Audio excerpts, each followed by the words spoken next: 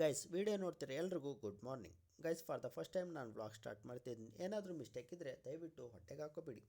Guys ಇವತ್ತು 6 ಗಂಟೆಗೆ ಎದ್ದೇಳೋಣ ಅಂತ ನೆನ್ನೆನೇ ನಾನು 6 ಗಂಟೆಗೆ ಅಲಾರಾಮ್ ಇಟ್ಟಿದ್ದೆ. ಸೊ ಮಿಸ್ ಆಯಿತು. ಬಟ್ ನಾನು 7:15 ಎದ್ದಿದ ತಕ್ಷಣ ಟೀ ಕುಡಿಬೇಕನ್ನಿಸ್ತು. ಸೊ ಟೀ ಅಂಗಡಿ ಕಡೆ ನನ್ನ ಪಯಣನ ಬೆಳೆಸ್ಕೊಂಡು ಹೋದೆ. ನಾನು ಟೀ ಕುಡಿಯೋಕೆ ಹೋಗ್ಬೇಕಾದ್ರೆ ಸಡನ್ನಾಗಿ ಒಂದು ನೆನಪಾಯಿತು. ನನ್ನ ವೀಡಿಯೋನ ಜನ ಇಷ್ಟಪಡ್ತಾರಾ ಇಲ್ವೋ ಅಂತ ಅದೇ ಡೌಟ್ನಲ್ಲಿ ನಾನು ಹೋಗ್ತಾ ಇದ್ದೆ. ಆಮೇಲೆ ನನಗೆ ಅನ್ನಿಸ್ತು, ನಾನು ವೀಡಿಯೋ ಚೆನ್ನಾಗಿ ಮಾಡಿದ್ರೆ ಯಾಕೆ ಜನ ನನ್ನ ಇಷ್ಟಪಡ್ತಾರೆ.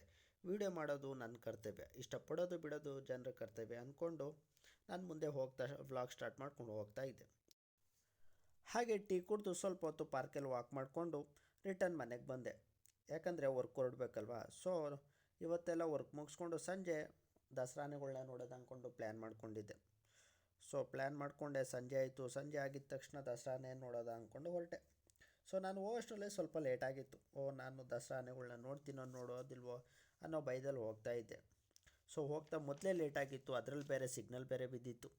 ಸೊ ನಾನು ದಸರಾ ಆನೆಗಳನ್ನ ನೋಡೋಕ್ಕೆ ಮಿಸ್ ಆಯ್ತೇನೋ ಅಂದ್ಕೊಂಡೆ. ಸದ್ಯಕ್ಕೆ ನನ್ನ ಅದೃಷ್ಟಕ್ಕೆ ದಸರಾ ಆನೆಗಳು ಬರ್ತಾಯಿತ್ತು. ಹೇಗೋ ದಸರಾ ಆನೆಗಳನ್ನ ನೋಡಿಕೊಂಡು ಕಣ್ಣು ತುಂಬಿಕೊಂಡು ಸೀದಾ ಮನೆ ಕಡೆ ಹೊರಟೆ.